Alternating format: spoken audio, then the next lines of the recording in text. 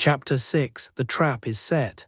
My dear readers, before we proceed with the thrilling events that follow, permit me to refresh your memory of the extraordinary circumstances in which we last found our intrepid investigators.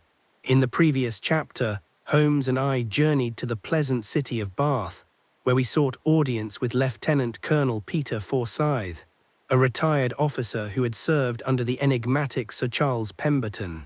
There, in that gentleman's quiet study, we beheld the bronze key to the Vermilion Cipher, a disc of ancient appearance, yet recently crafted, bearing symbols that could unlock Britain's most sensitive intelligence secrets across the Asian dominions. Colonel Forsyth revealed to us the terrible truth that the cipher had been divided between two trusted custodians, neither knowing the identity of the other.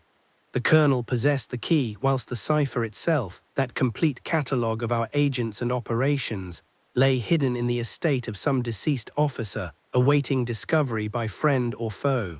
Most troubling was Forsyth's account of a mysterious visitor from years past, a Dr. Richards, whose description bore uncomfortable similarity to Sir Henry Ashworth himself. The noose, as Holmes would say, was tightening about our quarry's neck. Dear reader, if you have found this narrative of detection and danger to your liking, I would be most grateful if you would subscribe to receive future installments of Dr. Watson's Chronicles. Do ring the bell, as it were, that you might be notified when next we publish an account of Mr. Sherlock Holmes's remarkable cases. Your continued patronage is the greatest encouragement an author might receive. And now we return to London, where Holmes has conceived a most audacious stratagem to set a trap for the deadly Black Lotus, using Major Ashworth himself as bait. What follows, dear reader, is an evening of fog, violence, and revelation that shall bring us ever closer to the heart of this conspiracy. Let us proceed, then, to the events of that fateful night. The following morning found us at Scotland Yard, seated in Inspector Lestrade's cluttered office. The little inspector was clearly pleased with himself, and he greeted us with a broad smile. "I think you'll be interested in what I've learned, Mr. Holmes," he said, producing a file from his desk. "I've been making inquiries in Limehouse, as you suggested. Very dangerous business that my men had to work carefully to avoid attracting attention. But we've learned some interesting things about this Black Lotus organization." "Pray proceed," Holmes said, leaning forward with interest. "Well, sir, it seems the Black Lotus is not just one organization but a loose confederation of several Chinese secret societies, all operating under the same name. They're involved in all sorts of criminal activities, opium smuggling, protection rackets, illegal gambling, but they also hire themselves out for more specialized work, including robbery and murder. They're organized into cells, with no one member knowing more than his immediate superiors, very difficult to infiltrate or to arrest in any numbers." "Have you identified any of their leaders?" Holmes asked. "That's just it, Mr. Holmes, we think we have. There's a man called Shen Wu, runs a tea house in Limehouse. On the surface, he's a respectable businessman, but my sources tell me he's actually one of the high-ranking members of the Lotus. Several of my informants have suggested that he's the one who arranges contracts for assassination and other specialized crimes." "Most interesting. Have you brought him in for questioning?" Lestrade shook his head. "We've no evidence against him, sir, nothing that would stand up in court. But I thought you might want to know about him, given your interest in Chinese criminal activities. I've had him under observation for the past 2 days, and I can tell you where he'll be at any given time." Holmes smiled.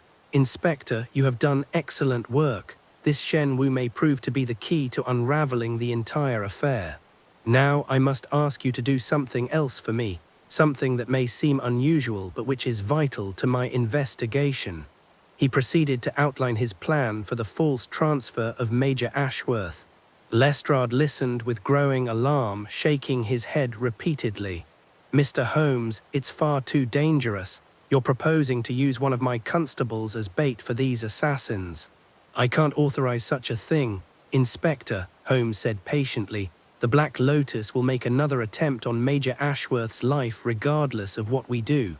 By controlling the circumstances of that attempt, We can ensure that we are prepared for it and that no innocent parties are harmed. The constable will be heavily protected, and we shall have a force in position to intervene at the first sign of trouble. This is our best chance to capture members of the Lotus and to learn who has hired them." After considerable argument, Lestrade reluctantly agreed, though he insisted on commanding the operation himself. We spent the next hour working out the details: the route the false ambulance would take, the positioning of police officers along the way, the signals that would be used to coordinate our response. "The transfer will take place at 8 o'clock this evening," Holmes concluded. "That will give us time to spread word in Limehouse and ensure that the Lotus hears of it. Inspector, you will command the main force of constables positioned along Euston Road. Watson and I will follow the ambulance at a distance in a separate carriage, prepared to intervene if necessary. With luck, we shall capture several members of the Lotus and persuade them to reveal who has hired them." As we left Scotland Yard, I could not help but feel apprehensive about the evening's planned events. We were deliberately provoking a confrontation with skilled and ruthless assassins, and despite all our precautions, there were many things that could go wrong. Holmes, however, seemed energized by the prospect. "Come, Watson," he said briskly. "We must visit Limehouse once more and ensure that the proper rumors are spread. Then we have an appointment that I believe you will find most illuminating." "What appointment?" "We are going to call upon Sir Henry Ashworth at the House of Commons. I want to observe his reaction when we tell him about the attempt on his brother's life and about our progress in the investigation. His responses may tell us much about his level of involvement and his current state of mind." We took a cab to Westminster, where the imposing Gothic buildings of Parliament loomed against the grey London sky. Holmes had sent word ahead of our visit, and we were shown into a small reception room to wait for Sir Henry. He appeared after a few minutes, looking harried and somewhat annoyed. "Mr. Holmes, Dr. Watson," he said curtly. "I have very little time. There is a vote in the Commons this afternoon that I cannot miss. What is so urgent that it could not wait? I thought you would want to know, Sir Henry, that we have made considerable progress in our investigation," Holmes said smoothly. "We have identified the organization responsible for the attack on your brother, and we expect to apprehend several of its members this very evening." Sir Henry's expression shifted almost imperceptibly, but I saw what Holmes had undoubtedly noted, a flash of alarm in his eyes quickly suppressed. "That is excellent news, of course. Will Geoffrey finally be cleared of the charges against him?" "I believe so, yes, but there is more, Sir Henry. We have also learned that the theft of the documents from your brother was connected to a much larger conspiracy, one involving sensitive intelligence matters. We have reason to believe that whoever hired the Black Lotus to steal those documents is seeking something of immense value, something called the Vermilion Cipher." The effect on Sir Henry was dramatic. His face went pale and he gripped the back of a nearby chair for support. "The Vermilion Cipher," he repeated in a strained voice. I have heard that name, yes, during my service in India. But surely it is merely a legend, a myth that circulated among intelligence officers." "It is no myth, Sir Henry. It is quite real, and we have located one half of it. We expect to secure the other half shortly. When we do, we shall know the identity of everyone involved in this conspiracy, including the person who hired the Black Lotus." Sir Henry recovered his composure with visible effort. "I see. Well, that is most impressive detective work, Mr. Holmes. I trust you will keep me informed of any developments. And now, if you will excuse me, I really must return to the chamber." He departed quickly, almost fleeing from our presence, and Holmes watched him go with satisfaction. "Did you see, Watson? He knows about the cipher, and he knows that we are close to finding it. I would wager that within the hour, he will attempt to contact his confederates in the Black Lotus to warn them or to accelerate their plans. This evening's trap may prove even more productive than I had hoped." We spent the afternoon in final preparations. Holmes disguised himself as a working-class man and ventured into Limehouse to spread rumors about Major Ashworth's transfer. I remained at Baker Street, checking my medical supplies and ensuring that my revolver was fully loaded and in working order. At 6 o'clock, Holmes returned, satisfied that word of the transfer had reached the appropriate ears. The tea house where Shen Wu operates was buzzing with activity when I left, he reported. Several men were seen departing in haste shortly after I let slip the information about the transfer. The trap is baited, Watson. Now we must see what we catch. At 7:30, we departed Baker Street in a hired carriage, driving to a position near St. Bartholomew's Hospital where we could observe without being observed. The false ambulance, actually a police wagon disguised to look like a medical conveyance, was already in position, and the constable who would play the role of Major Ashworth was being briefed on his duties by Inspector Lestrade. The evening was cold and foggy, with visibility reduced to perhaps 50 yards. It was perfect weather for our purposes, as it would allow us to follow the ambulance without being easily detected, but it also concerned me, as it would provide cover for our enemies as well. At precisely 8 o'clock, the ambulance departed from the hospital, moving at a moderate pace along Euston Road toward Hampstead. Our carriage followed at a distance of perhaps 100 yards, with Holmes leaning forward intently, his eyes scanning the fog-shrouded streets for any sign of danger. For the first 10 minutes, nothing occurred. The ambulance proceeded along its planned route, and the streets were quiet, with only occasional pedestrians hurrying through the cold evening. I began to wonder if our elaborate trap had failed, if the Black Lotus had somehow seen through our deception. Then Holmes tensed. "There," he said quietly, pointing ahead. "Do you see them, Watson?" I followed his gaze and made out 3 dark figures emerging from a side street, moving with purposeful strides toward the ambulance. They were dressed in black, their faces obscured by scarves, and as they closed on their target, I saw the gleam of weapons in their hands. "Driver, faster," Holmes commanded. "We must intervene before they reach the ambulance." Our carriage lurched forward, but even as we accelerated, the 3 figures reached the ambulance. One of them leaped onto the driver's seat, grappling with the constable who was playing the role of the driver. Another wrenched open the rear door, clearly intent on attacking the supposed patient within. That was when Lestrade's men revealed themselves. Constables emerged from doorways and alleys on both sides of the street, their whistles shrilling in the fog. "Police, surrender at once." The 3 attackers immediately abandoned their assault and scattered, running in different directions with remarkable speed. 2 of them disappeared into the fog before the constables could close on them, but the third, the one who had been attempting to open the ambulance door, found his escape blocked by a constable who emerged directly in his path. What followed happened with shocking swiftness. The attacker drew a knife and slashed at the constable, who fell back with a cry of pain. Before the wounded man could recover, the attacker was running again, heading directly toward our carriage. "Stop him, Watson," Holmes cried, leaping from the carriage even before it had fully halted. I drew my revolver and jumped down, placing myself in the attacker's path. "Halt," I commanded, leveling the weapon at him. The man did not hesitate. He changed directions slightly and came at me with his knife raised. I had no choice. I fired, aiming for his shoulder in hopes of disabling rather than killing him. The shot took him in the upper chest, and he stumbled but did not fall. With a desperate lunge, he slashed at me with the knife, the blade passing within inches of my throat. Holmes was on him in an instant, tackling him to the ground. The 2 struggled briefly, but the man's injury had weakened him, and Holmes, with his knowledge of Baritsu, quickly subdued him. Other constables arrived moments later and secured the prisoner. "Well done, Watson," Holmes gasped, rising to his feet. "Though I wish you had not been forced to shoot him. We need him alive to answer questions."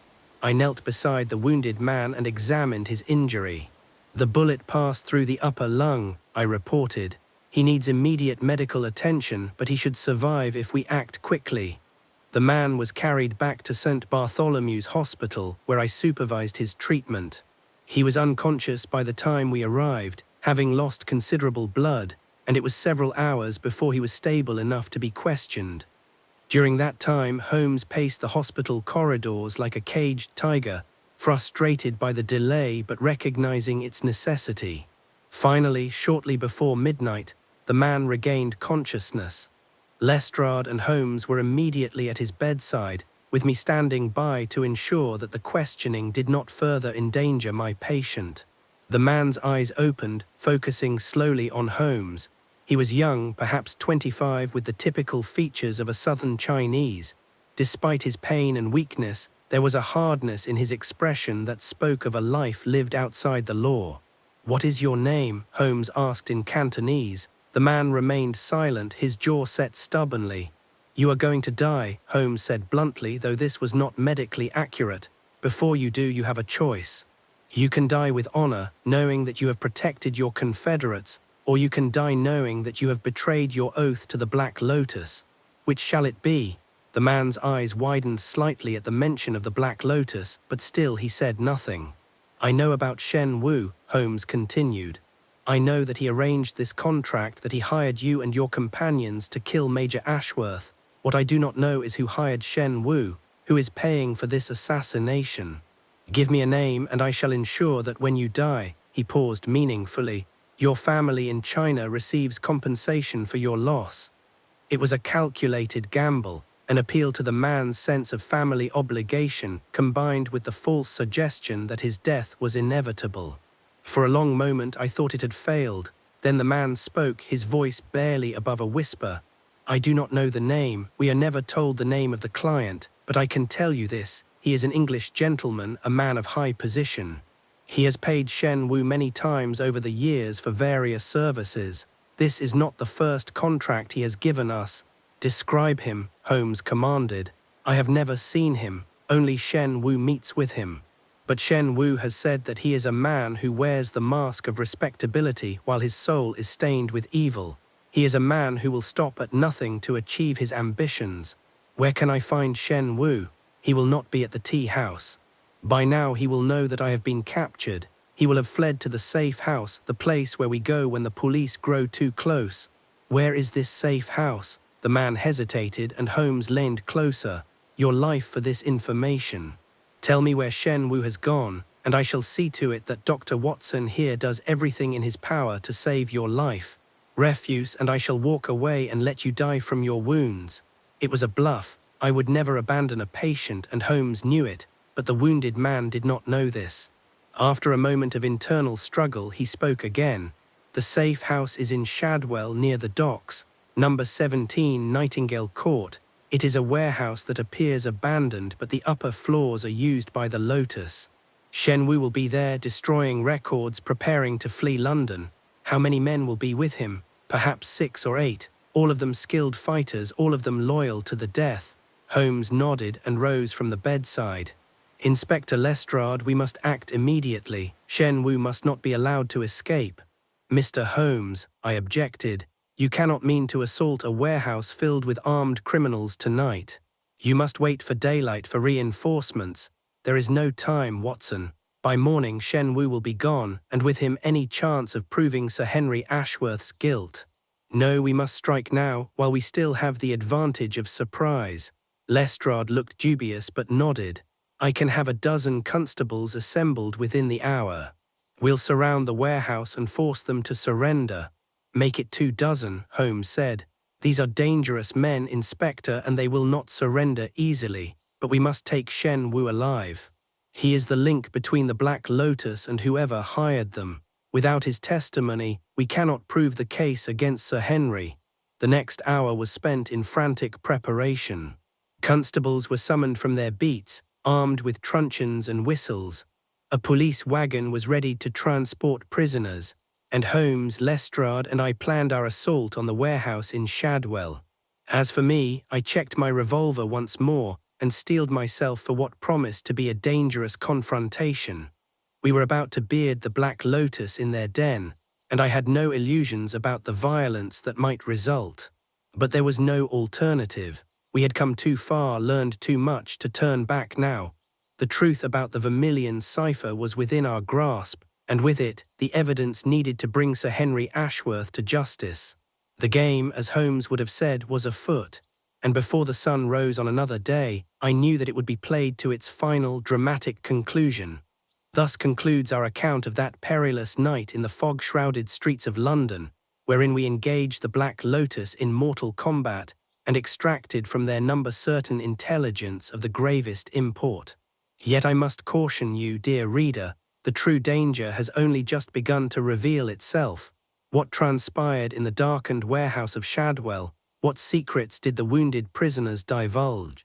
And most crucially, what desperate action shall Holmes and I undertake when we learn the full extent of Sir Henry's treachery?